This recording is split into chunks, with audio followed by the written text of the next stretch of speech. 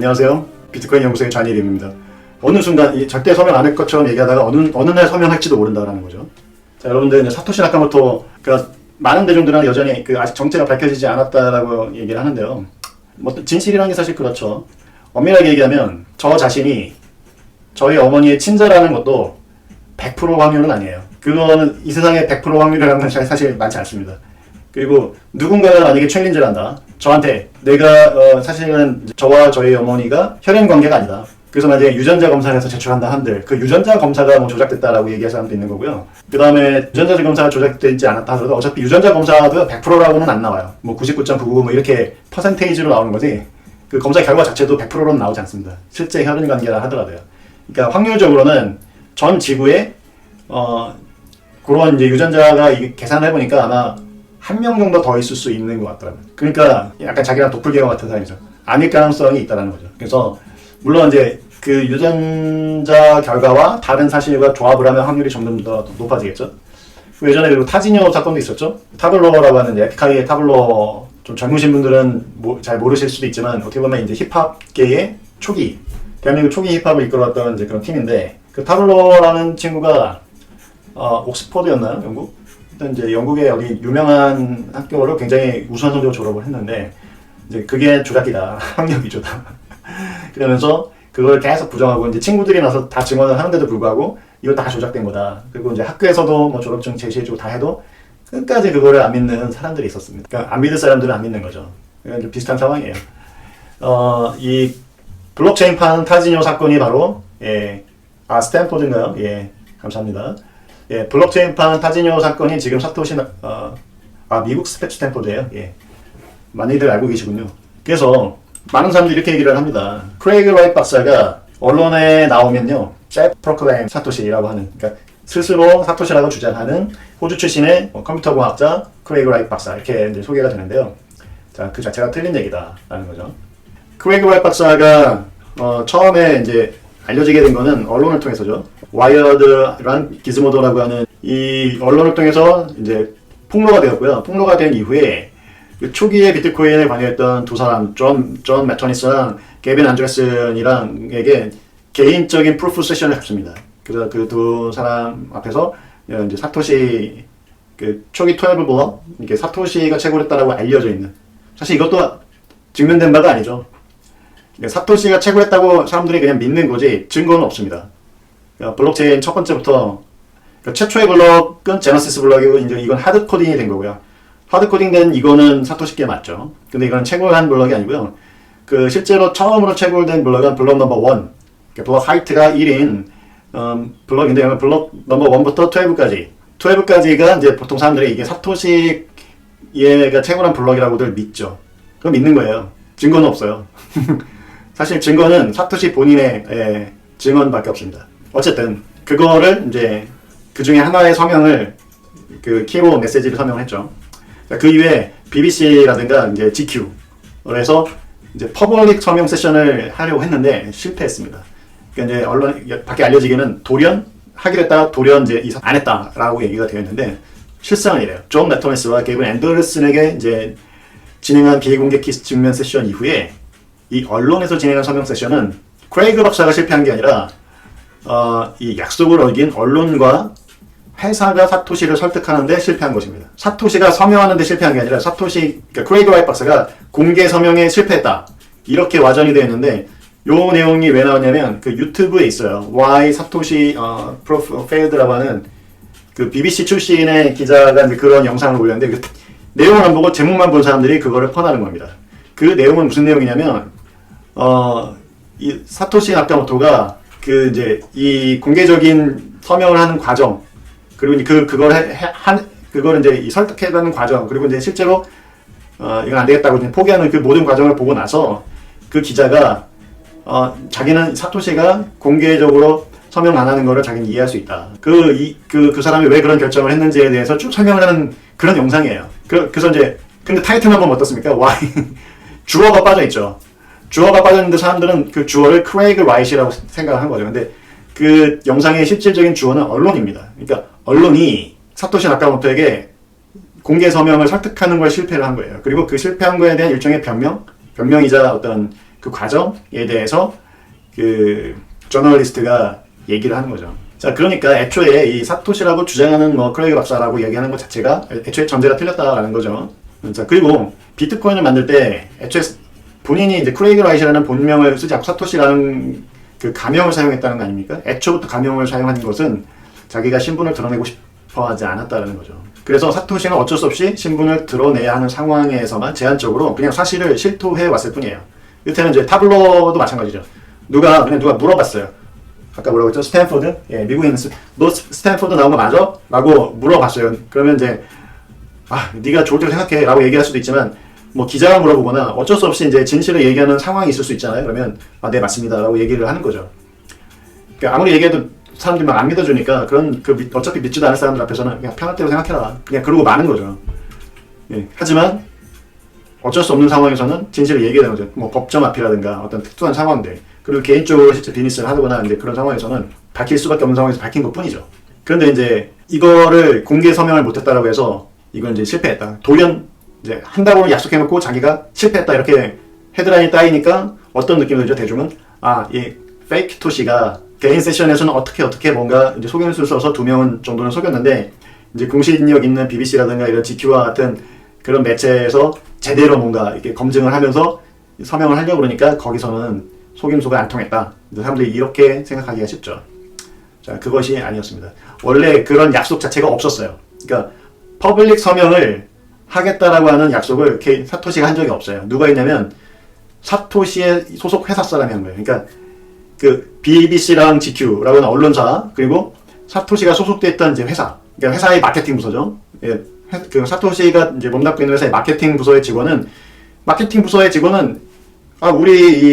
우리가 지금 사토시가 우리 회사 다닌다라고 하는 거를 세일즈를 너무너무 하고 싶었던 거죠.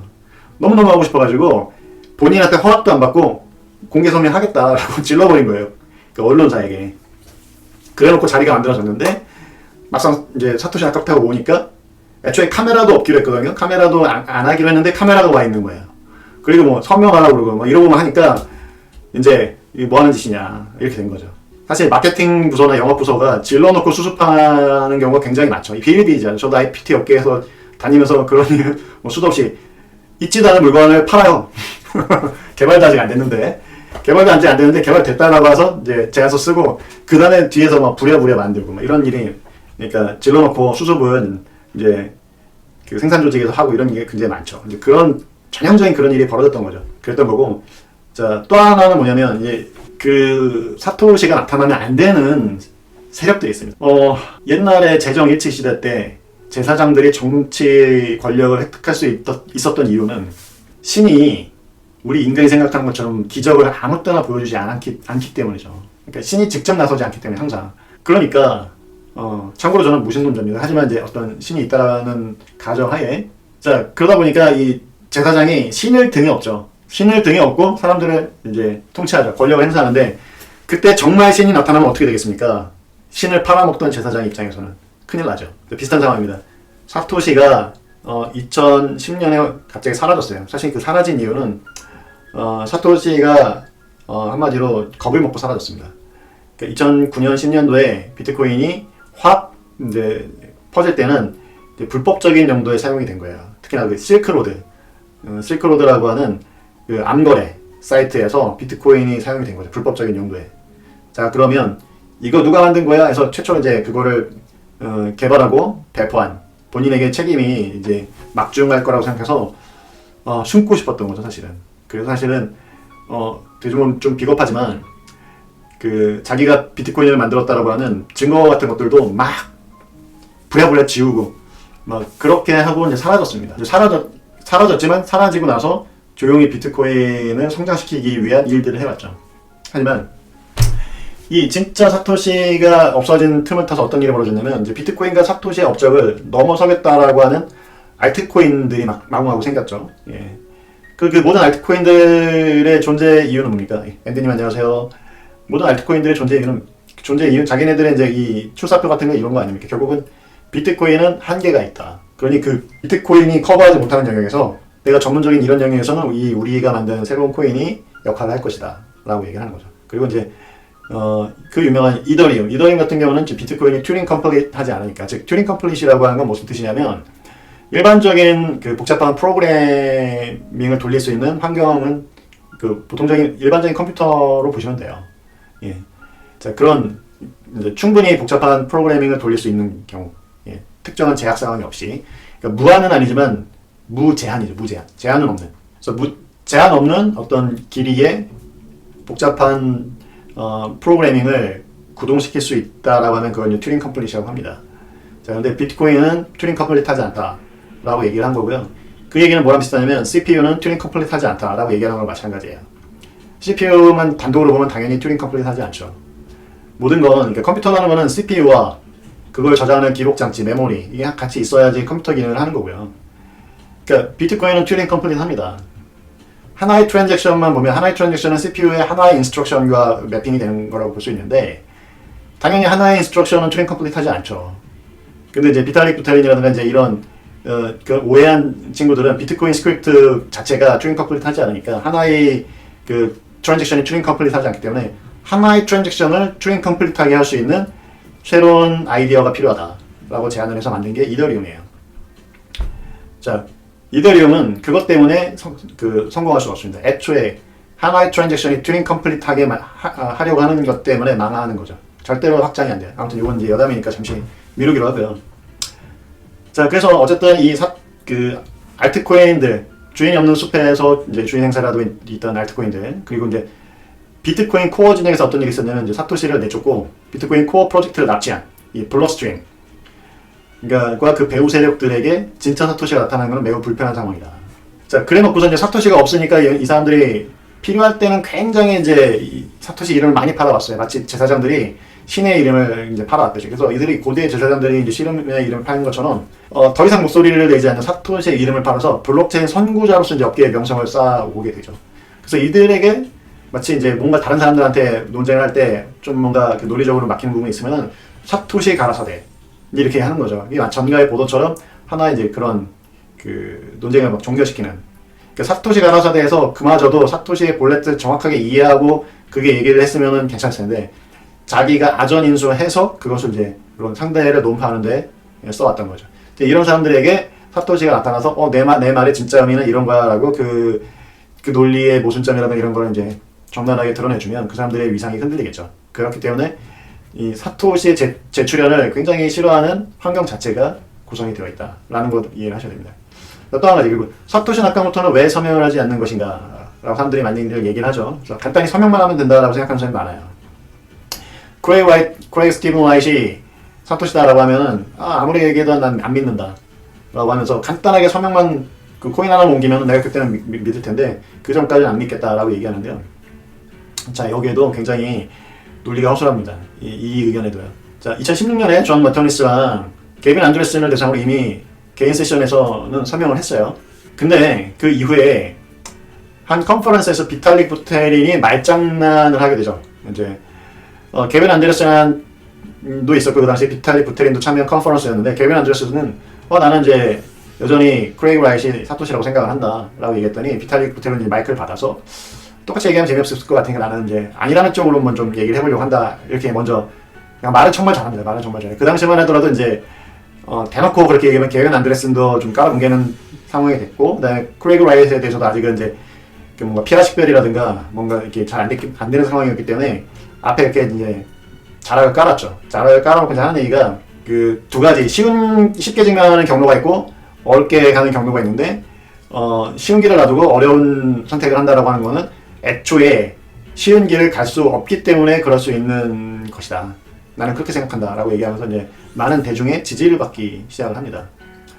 그래서 이제 사람들이 이제 오직 사토시의 개인기에 의한 메시지 서명 또는 사토시 소유로 알려진 코인을 이동하는 것 뿐이라는 이제 이 사토시 증명을 해서 이 두 가지 방법만 유일하다라고 하는 업계의 어떤 그 고정관념이 투자자들과 이 관련 업계의 종사자들 마음속에 이렇게 파고들게 되죠.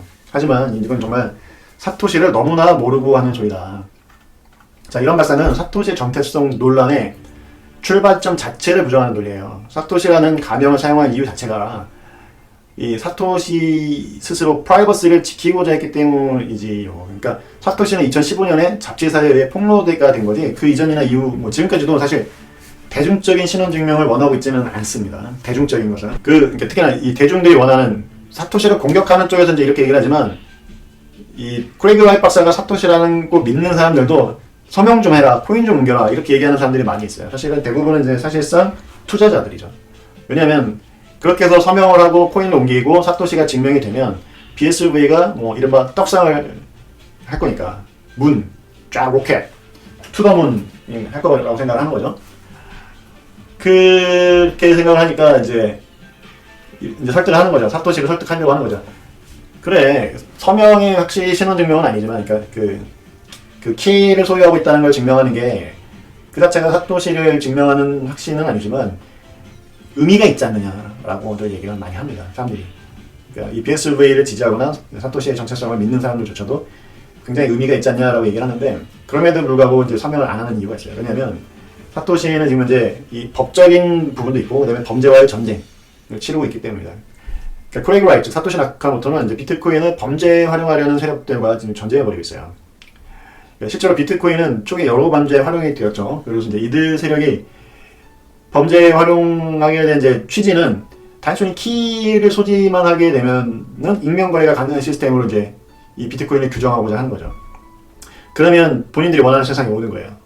자, 단순히 키를 소지하는 것 자체가 그 소유권과 다이렉트로 일치하게 된다라고 하는 거는 폭력이 정의가 되는 그 세상이 되는 거예요.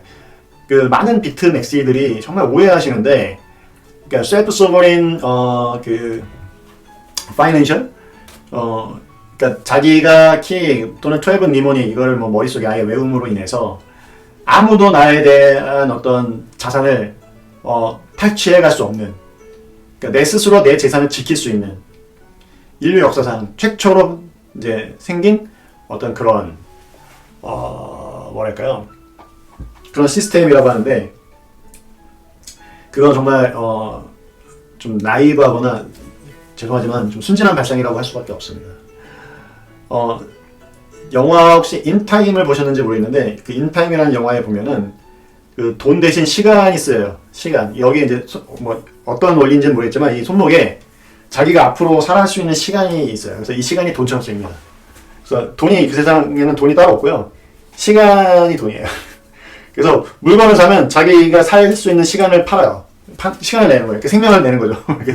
손목을 띡 하면 시간이 갑니다. 자, 어떻게 생각하세요? 그런 곳에서도 결국은 생존을 해서 그 돈이라는 게 자기가 이게 자기 몸에 이렇게 지녀져 있으니까 자기가 지불 안 하면 자기가 지킬 수 있는 거잖아요. 과연 그럴까요? 그렇지 않다는 거죠. 오히려 그러니까 지난 시간에도 제가 말씀을 드렸는데 오히려 현금 그리고 이제 단순히 뭐 12 니모닉이라든가 그 개인키 이거로만 지킬 수 있는 금액은 굉장히 제한적이에요. 소액밖에 안 돼요. 돈이 커지면 커질수록 여러분들은 그거를 스스로 지킬 수가 없습니다. 사회가 보호해주지 않는 한 여러분들은 여러분들의 그 거액의 자산을 스스로 절대 지킬 수가 없어요. 손을 썰어야겠는데요. 뭐 그럴 수도 있죠.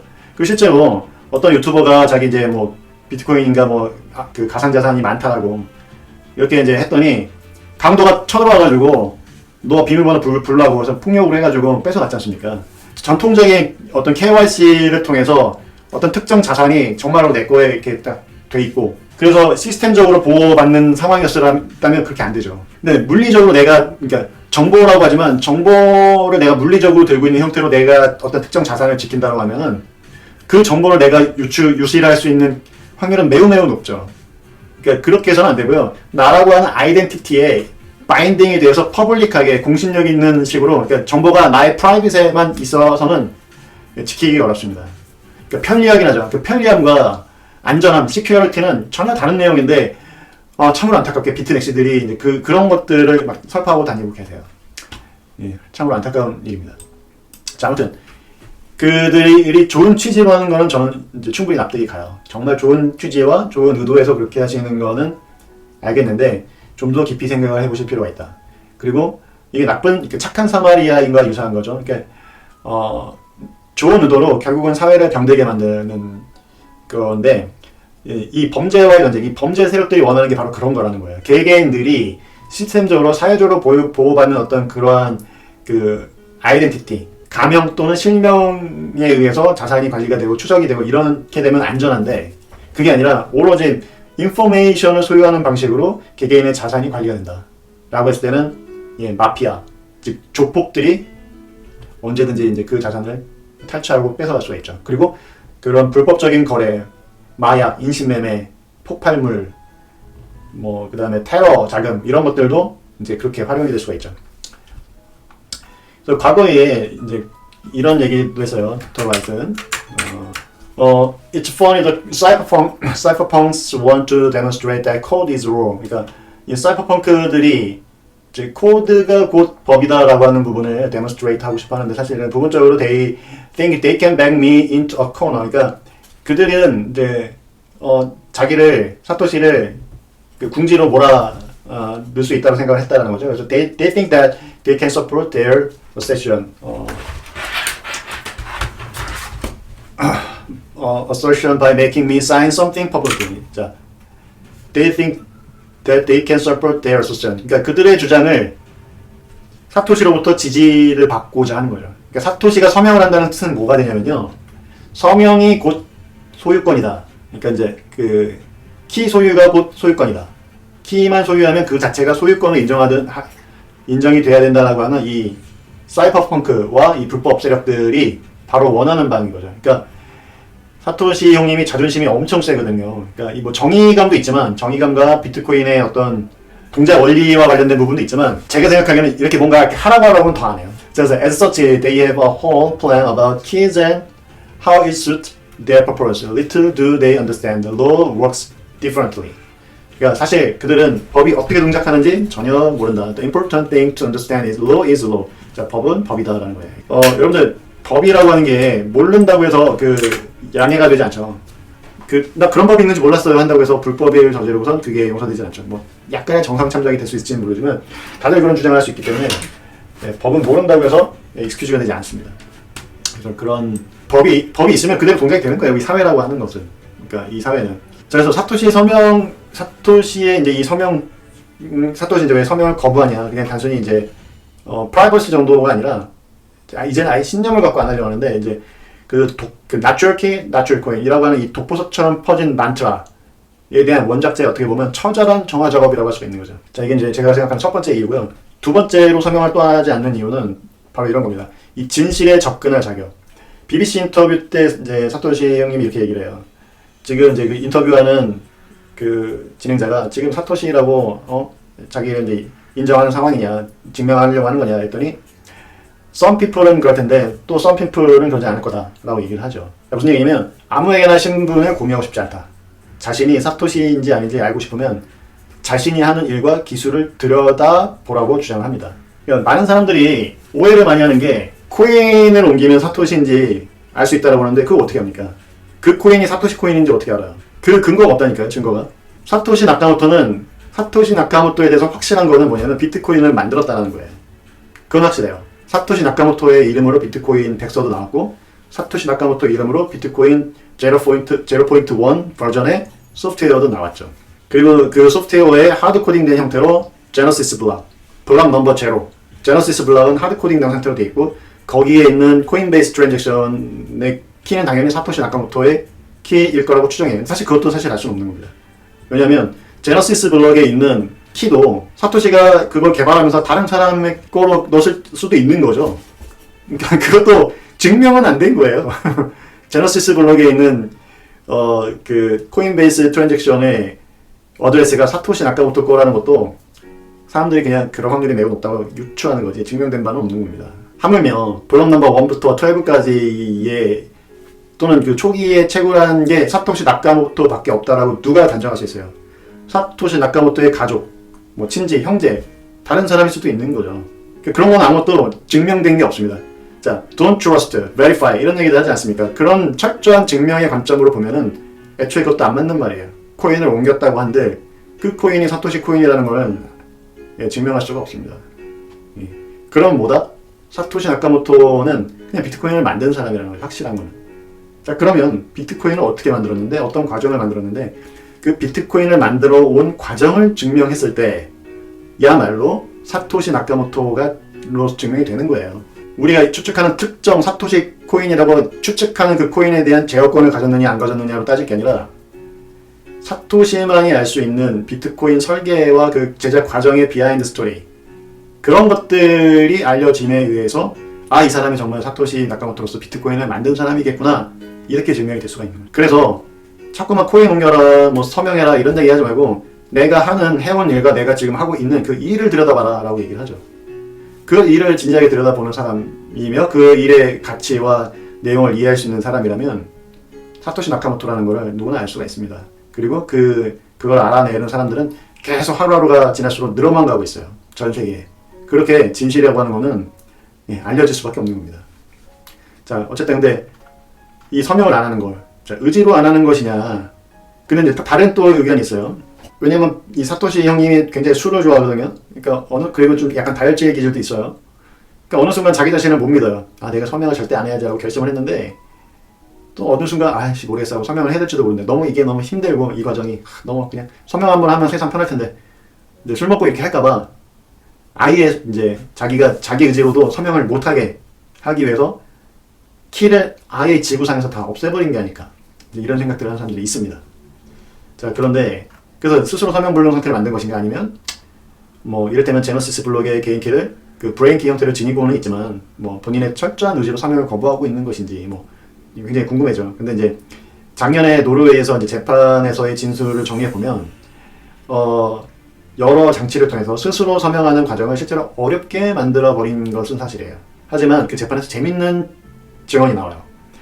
그러니까 두 가지 증언이 나오는데, 자기가 스스로 하드디스크를 이제 뭐 해머로 때렸는지 발로 하드디스크를 스스로 부셨다고 얘기를 해요. 그래서 이제 거기까지만 들었을 때는 많은 사람들이 얘 또 증명 못하니까 뭐 핑계 대는 거 봐, 이제 이 페이크 토시라고 보는 사람들은 그렇게 얘기를 하고, 뭔가 좀 사토시 이제 BSV에 투자를 했던 사람들, 그래서는 기대를 막 했었죠. 여기서 뭔가 사토시라고 하는 증거가 좀 나오지 않을까. 근데 굉장히 실망을 했. 자, 그런데 나중에 뭐라고 진술하냐면 그 판사가 그게 아예 불가능하냐 물어봤더니 not impossible 이라고 얘기했어요. 그러니까 서명은 가능하다 그랬어요. 그러니까 자기가 하드디스크를 부셨지만 여전히 이 전 세계에 흩어져 있는 상태로 서명은 가능한 상황이라는 거죠. 대신 but extremely hard라고 했어요. 그러니까 말 그대로 아주 어렵지만 impossible 하지는 않다라고 얘기했습니다. 그러니까 마지막 한 방이 남아있다라는 걸 항상 우리가 염두에 둘 필요가 있다. 어느 순간 절대 서명 안 할 것처럼 얘기하다가 어느 날 서명할지도 모른다라는 거죠. 그런 거고요. 이제 그 과정에서 이제 그 오슬로 재판에서 쭉 얘기한 것들을 쭉 이제 그 시간 순으로 해보면 2018년 8월까지는 사토시는 이제 개인 키 및 자신의 자산에 대한 통제력을 이제 직접 가지고 있었어요. 이제 근데 2009년 8월이겠죠? 근데 이제 AT와 그러니까 오스트리아 텍스 그 오피스랑 분쟁이 벌어지면서 파산 위기에 직면하게 됩니다. 그래서 소송을 하면서 파산 위기에 직면하게 되다 보니까 어떤 문제가 생기냐면 본인 소위 이제 그 오스트리아 결국 세무소지 않습니까? 세무소니까 압류를 할 수가 있어요. 파산된 이제 법인에 대해서. 압류하면 그 압류된 법인의 자산을 몰수할 수가 있거든요. 그래서 본인의 비트코인을 지켜야겠다는 생각을 갖게 되어서 이제 사토시가 자신 소유의 이 자산을 이제 전부 다 그러니까 개인 일단 그 다 옮기고요. 법인 소유로 옮기고 이제 이 파산에 따른 세금 체납분을 명목으로 방금 설명드렸죠. 그래서 이 자기가 키를 개인적으로 들고 있으면은 이 아저씨는 철저한 준법주의자거든요. 그러니까 이제 뭐 키를 제출하라 뭐 이렇게 하면은 제출할 수밖에 없는 상황이 된 거죠. 그래서 그 블라인드 신탁을 마련해가지고 그쪽으로 다 옮겨버린 거예요. 그래서 2011년에 법인 소유의 자산은 신탁법인에 다 신탁을 합니다. 그래서 AT와의 세금 이슈 등이 모두 종결될 수 있는 시점이 한 2020년 1월까지 이 사토시의 비트코인 자산을 이 신탁인이 보호하는 것이 이제 핵심인 이런 신탁 계약을 하게 돼요.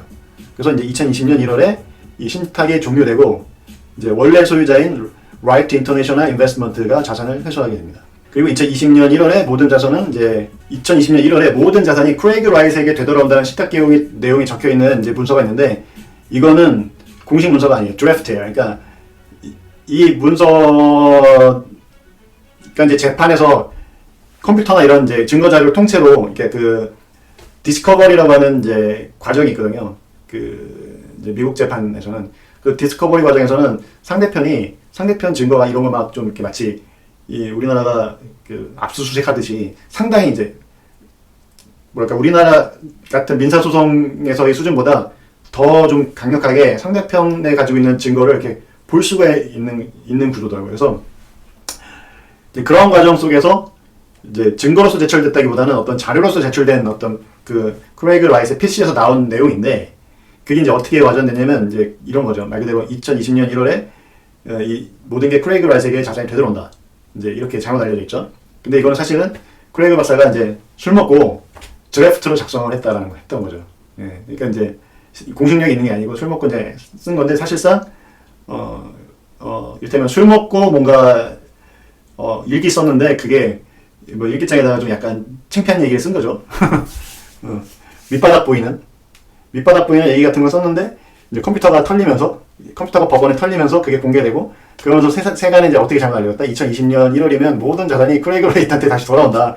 그러면 그때 크레이그 라이트이 BTC랑 뭐 BCH랑 이런 거 다 덤핑을 할 거다. 이제 이렇게들 이제 소문이 나면서 사람들이 이제 그거에 맞춰서 뭐 투자를 해가지고 한몫 이렇게 하려다가 그게 안 됐죠.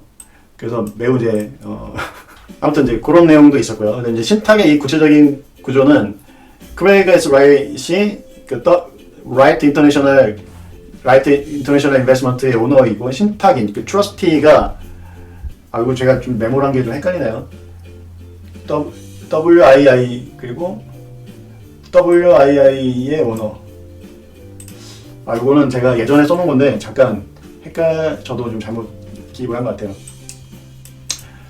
어쨌든 그래서 이 트러스트 구조가 WII랑 이건 이제 어쩔 수 없이 이 라이브 끝난 다음에 제가 좀 다시 찾아보고선 정리해가지고 뭐 편집을 하던 해서 다시 말씀을 드리도록 하겠습니다. 그래서 이 크레이그 라이트는 스스로 이 트러스티는 아니라는 걸 굉장히 강조를 해요. 그러니까 신탁을 설정한 세틀러이다. 설정인이고 본인 스스로 트러스티가 아니기 때문에 이제 그 신탁에 설정된 그 내용에 바인디가 돼 있어서 이제 이걸 자기 마음대로 못한다라고 얘기를 하는 거죠. 자, 그 다음에 또 많은 사람들이 헷갈려하는 게 뭐냐면 이 2020년 말 재판하는 와중에 크레이그 라이트 박사의 컴퓨터가 해킹을 당했어요. 그래서 해킹에 의해서 이제 키 파일이 도난을 당했는데 다행히도 그 해당 키 파일이 암호화되어 있었기 때문에 코인은 털리진 않았어요. 코인이 털리진 않았는데 이제 접근을 못하는 거죠.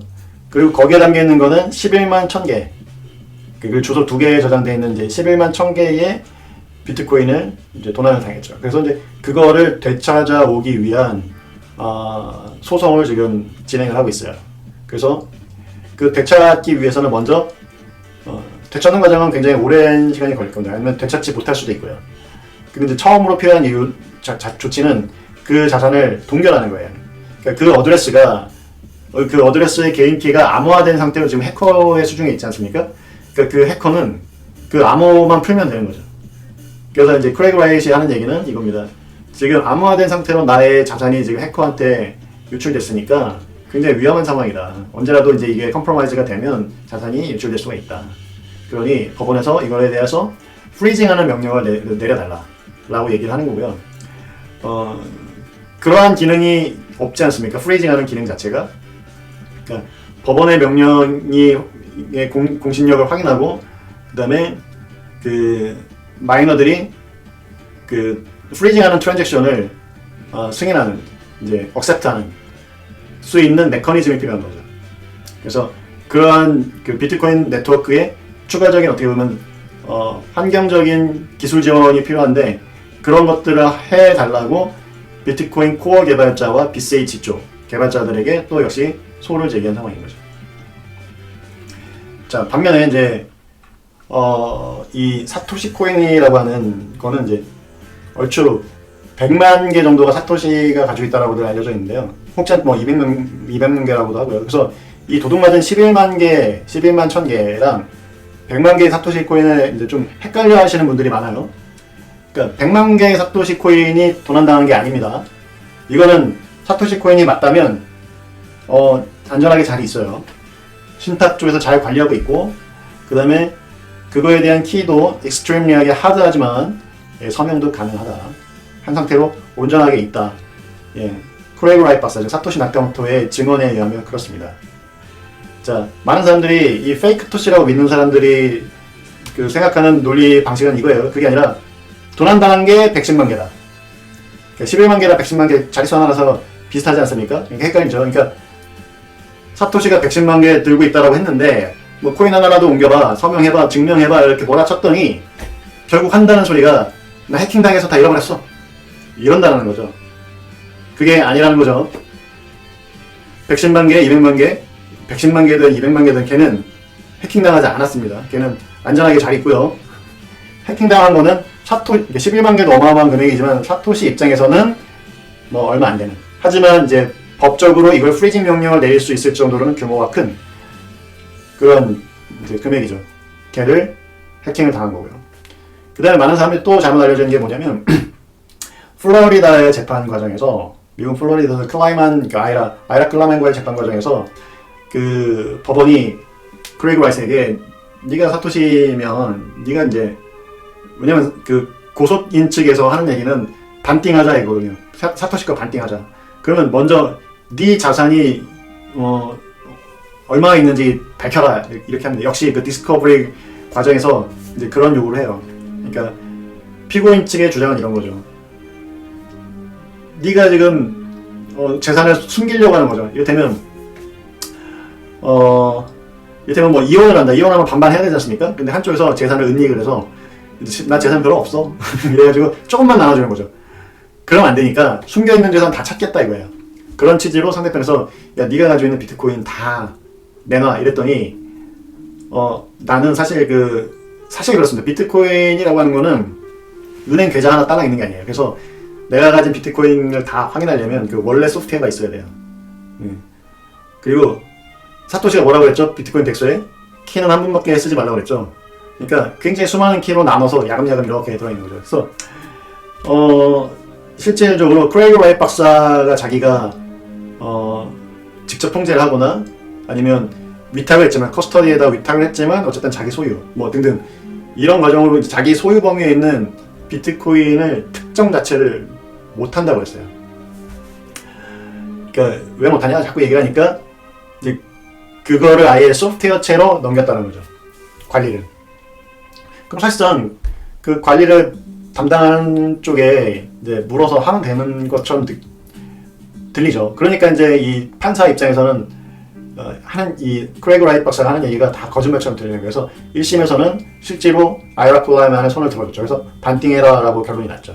하지만 2심에서는 반대로 그 컨버전을 제외한 다른 모든 항목에 대해서 크레이그 라이트의 손을 들어줬죠. 그래서 다 뒤집혔죠. 1심 판결이 2심에서는 이제 다 뒤집히게 되었고요. 무슨 얘기가 되고 잠깐 순간 정신을 놨네요. 제가 혹시 어디까지 했는지 그 주소 말씀드리려고 했죠. 예. 그 주소를 이제 일일이 다 못 주니까 어떻게 했냐면 이제 법원에서도 비트코인을 정확하게 이해를 못하니까 법원은 이렇게 얘기해요. 근데 서로 말꼬리 잡고 이제 법원도 이렇게 판사도 말꼬리 잡고 그 다음에 사토시 나카모토는 원래가 말꼬리 잡는 스타일이에요. 왜냐하면 아스퍼거 증후군이기 때문에 말의 맥락과 상대방의 의도를 파악해서 이렇게 한다기보다는 그 말의 액면가를 그대로 이제 받아들여서 거기 답변을 하거든요. 그러니까 판사가 너의 비트코인 그 리스트를 내라라고 하니까 당연히 자기는 어드레스를 제출하라는 걸로 들리는 거예요. 그래서 나는 어드레스를 모른다 라고 얘기하니까 자꾸 이제 말이 앞뒤가 안 맞는 거죠. 그 판사는 또 뭐라고 하면 나는 너한테 어드레스 내 얘기를 한 적이 없어. 그냥 네가 가지고 있는 비트코인 목록을 제출하란 말이야. 막 이러는데 이제 그게 막 뺑뺑이 도는 거죠. 그래서 약간의 그 1심 판결을 보면 판사의 빡침이 느껴집니다.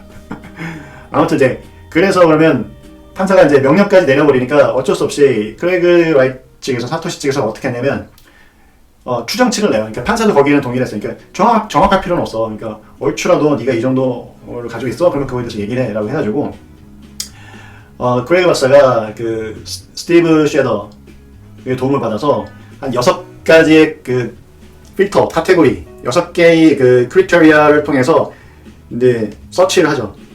서치를 해서 약간의 실제보다 좀 이제 근사치 값의 주소를 모아가지고 법원에 제출을 합니다. 당연히 근사치니까 어때요? 남의 주소도 조금 섞여 있겠죠? 근데 이제 아니나 다를까 거기다 대고 이제 누가 Craig Wright is fake to C라고 하는 메시지를 서명해서 공개를 해버리죠. 그러니까 거기에 제출된 주소, 이 주소는 Craig Wright의 주소가 아니야. 내 거야. 그러니까 Craig Wright은 fake to C야 라고 하는 메시지를 공개적으로 누가 보내요. 이 사람은 뭘 놓쳤죠? 이 제출된 주소 목록이 애초에 정확한 주소 목록이 아니라는 거죠. 그러니까 1심 재판의 대부분의 내용은 뭐냐면 이거예요. 너가 가진 비트코인 리스트 제출해. 그거 제출하는 건 정말 어렵습니다. 못합니다. 그리고 이 재판과 상관없는 내용인데 왜 자꾸 개인 이 재산 내역을 공개하라고 합니까? 근데 그래도 해야 된다. 그러면 정 못하면 근사치라도 가져와. 해서 근사치를 낸 거예요. 근사치를 냈더니 거기에 잘못된 주소가 섞여 들어갔다고. 이거 봐, 얘 가짜잖아, 사기꾼이잖아 라고 이제 올리고, 이 전후 맥락을 모르는 대중들은 얘는 오죽하면 자기 주소도 잘못 냈을까 막 사기를 치려면 좀 제대로 정교하게라도 치지, 아주 완전히 뭐 아예 머리에 총 맞은 수준의 좀 말도 안 되는 사기꾼이구나, 쳐다도 보지 말자, 이렇게 이제 와전이 된 거다라는 거죠. 여러분들 내 말을 듣고 보니까 어떻습니까? 참 어이가 없죠. 기시의 관점에서는 그렇게 된 거예요. 그리고 또 재밌는 거는 비트코인 수석 개발자였던 게빈 안드레스는 이제 이 크레이그 라이트이 사토시라고 인정한 이후에 어느덧 해킹을 당한 것으로 의심이 된다고 하면서, 해킹이 당했다는 증거 아직도 없습니다. 그러면서 갑자기 얘네들이 게빈 안드레슨의 깃허브 커밋 권한을 박탈해버려요. 그러면서 이제 게빈 안드레슨을 추출해버리죠. 가뜩이나 이제 코어 개발자들이 블록 사이즈를 늘려야 된다, 말아야 된다라고 하는 이렇게 있었는데, 게빈 안드레슨은 당연히 사토시가 최초로 지목한 개발자였고, 사토시의 뜻대로 블록 사이즈를 키워야 된다, 빅블록으로 가야 된다라고 하는 주의자였어요. 근데 때마침 이제 같이 엮여가지고 추출이 됐죠. 그리고 나서 2015년, 16년 무렵에 블록스트림이 고용한 개발자 또는 이제 그 비트코인 코어 개발자 자체를 블록스트림이 고용을 함으로 인해서 사실 비트코인 코어 개발은 블록스트림이라고 하는 일개 스타트업이 독점을 하는 구조로 바뀌게 됩니다. 자, 근데 그 당시만 하더라도 마이닝 업체에서 비트코인 소프트웨어를 안정적으로 공급받을 수 있는 환경이 잘 안 됐어요. 그 당시에 이제 뭐 경쟁하던 게 비트코인 XT라든가 이제 여러 다른 이제 그 구현 소프트웨어들이 있긴 있었지만 백서에 나와 있듯이 마이너들이 전문화가 안 되어 있었고, 사실상 그냥 이 마이너들은 뭐 프로토콜이니 뭐 비트코인의 동작 원리니 이런 것들을 정확하게 이해한다기보다는 그냥 채굴기 돌려서 돈을 버는 데 좀 더 관심이 많았거든요. 그래서 누군가가 안정적으로 소프트웨어를 공급해주면 그걸로만 만족을 했던 거죠. 사실상 그 이상의 역할을 해야 되는데, 그러니까 이 프로토콜을 수호하는 이 센티널 또는 이 폴리싱 같은 역할을 해야 되는데, 그거 본인의 이 마이너들의 역할 제대로 인지하지 못했던 어떤 그런 틈새에 개발자들이 이 생태계를 다 독점하는 상황이 발생하게 됩니다. 그러면서 이더리움의 ERC20 토큰이 붐하면서 2016, 17년 오면서 급격한 그 크립토 붐이 이제 일어났고, 거기에 또 기름을 부은 것이 USDT, 테더라고 하는 찍어내는 돈이죠. 근데 비트맥시들이 제일 싫어하는 게 뭡니까? 이른바 비트맥시라고 하는 게 지금 뭐 금융위기 이런 걸 이제 하면서 기존의 은행과 중앙은행의 이 통화팽창, 백킹 없는 골드 스탠다드를 이제 하지 않는 이런 것들을 비난을 하면서 사실상 그보다 더 심한 USDT의 연료를 통해서 투더문을 외쳐온 거죠. 참 아이러니하죠. 자, 그렇게 하다가 비트코인 코어 진영에서 이제 사이드 체인을 만드는 그 라이트닝 네트워크, 블록스트림에서 라이트닝 네트워크라고 하는 사이드 체인, 그 당시에 이제 비트코인이 조금씩 유명해지면서 점점 느려졌어요. 트래픽이 많아지면서. 그래서 스케일 논쟁이 발생하게 됩니다. 본격적으로 블록 사이즈를 늘려야 된다. 근데 비트코인 코어 진영은 이상하게도 그거를 계속 이제 안 늘리려고 하는 거예요. 그래서 세그윗을 하게 되면 어차피 블록 사이즈가 거의 한 2배 정도로 늘어난 거랑 비슷한 효과가 되니까 세그윗을 먼저 하자. 블록 사이즈 키우는 거는 어차피 쉽기 때문에 코드 변경상이 많지 않기 때문에 나중에 얼마든지 할 수 있다. 세그윗은 우리가 지금 거의 개발해서 테스터하고 검증도 하고 해서 노력을 많이 기울여왔는데 여기도 지금 블록 사이즈만 다시 키우고 막 이러면은 개발하는 게 너무 어렵다 막 이래가지고 어떻게 설득을 했어요. 그 생태계에 있는 인원들이 모여서 선세그잇 후 투메가 이렇게 하기로 합의를 보게 된 거죠.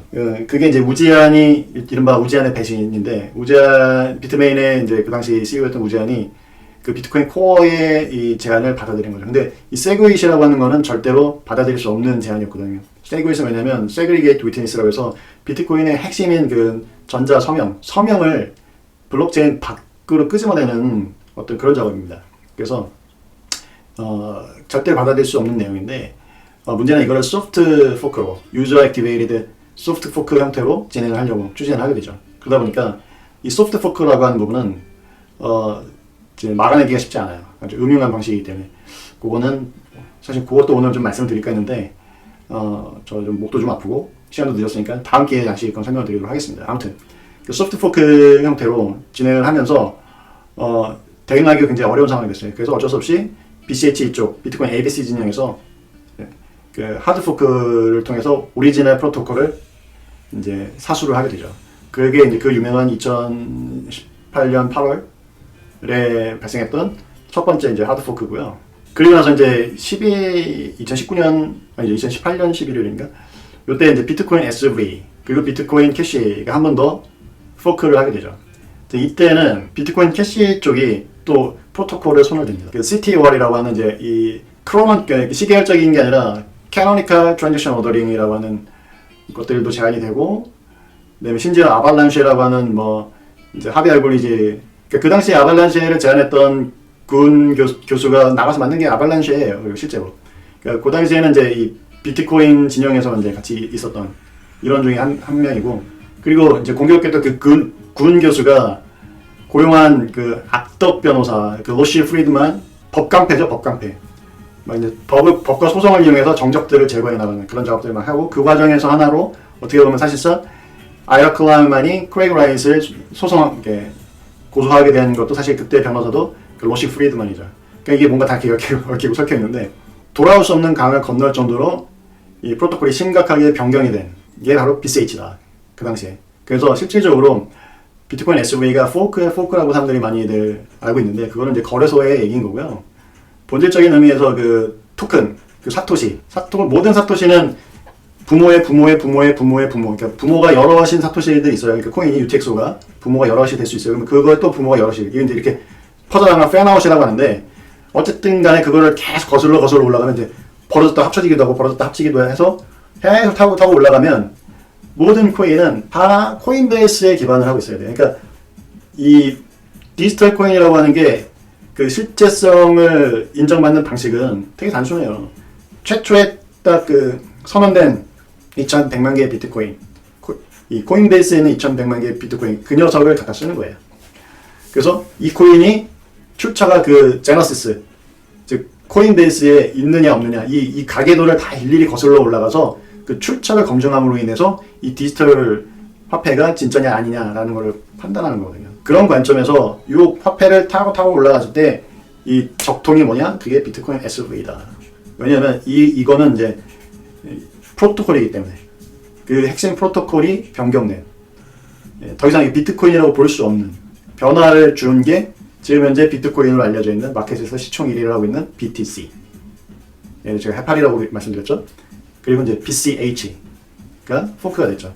그리고 이후에 이제 BSV 쪽에서는 그 이후에서야말로 한 땀 실질적인 생태계의 거래소의 하이프라든가 이런 투자 열기랑은 상관없이 정말 묵묵히 발전을 해왔습니다. 2023년 최근에는 뭐 그 스위스에서 센티라고 하는 스타트업에서 스위스 은행에서 100% 백킹을 하는 네이티브, BSV 기반의 최초의 네이티브 피아 토큰이 나왔죠. 그리고 재밌는 거는 그 피아 토큰에서 사용된 기술은 스타스라고 하는 기술인데, 그 토큰 규격인데, 걔는 올디널의 원조예요. 그 지금 BTC 쪽에서 BTC NFT 올디널 완전 핫하죠. 예. 그게 되는지도 여태까지 몰랐잖아요. BTC도 이제 비트코인에부터 되어 왔으니까 사실상 1MB라고 하는 제약을 좀 풀면은 BTC도 튜닝 컴플리트 합니다. 그 제약을 풀면. 그리고 스마트 컨트롤 다 되죠. 할 수 있죠. 그래서 그거를 몰랐는데 BSV에서는 벌써 몇 년 동안 해왔던 이런 스마트 컨트랙트와 토큰 발행이라든가 이런 부분들 기술이 이미 축적되어 있었는데 쳐다도 보지 않고 아무도 몰랐었던 거에 대해서 이제 BTC에서 어떤 개발자가 오르디널즈라고 하나를 만드니까 바로 떴죠. 블록스트림은 블록스트림 같은 경우는 별도의 라이팅 네트워크를 통해서 비트코인이 정상 작동을 하지 못해야 돈을 버는 구조를 가지고 있어요. 그러니까 BTC가 1MB의 족쇄를 차고 있음으로 인해서 높은 수수료와 늦은 전송 속도 때문에 실제로 재개념을 못하니까 라이팅 네트워크에서 사람들이 트랜지션을 발생시키고 거기로부터 이제 관련된 주변 생태계에 소프트웨어를 제공하고 뭐 수수료를 받는다든가 라이센스 피를 받는다든가 이런 형태로 사업을 하는 게 블록스트리밍이거든요. 그러니까 자기가 이해관계자예요. 이해관계자가 그렇게 하고 있다. 그거와 더불어 블록스트림에서 만들었었던 뭐였죠? 그 또 하나가 있습니다. 그 NFT라든가 이런 거 발행할 수 있는. 근데 그 완전 파리만 날렸죠. 히트를 못 쳤죠. 아무리 광고하고 해도 사람들이 안 쓰는데 일개 개발자 한 명이 올디너를 하나 떼가지고 블록스트림에 1, 2년 동안 전혀 얻어낼 수 없던 성과를 내니까 뭐라고 합니까? 이 올디너를 쓰면 안 된다라고 하지 않습니까? 참 요즘 세상입니다. 늦은 시간까지 함께 해주신 분들 오늘 감사드립니다. 지금까지 비트코인 연구소의 쟈니림이었습니다. 바이바이.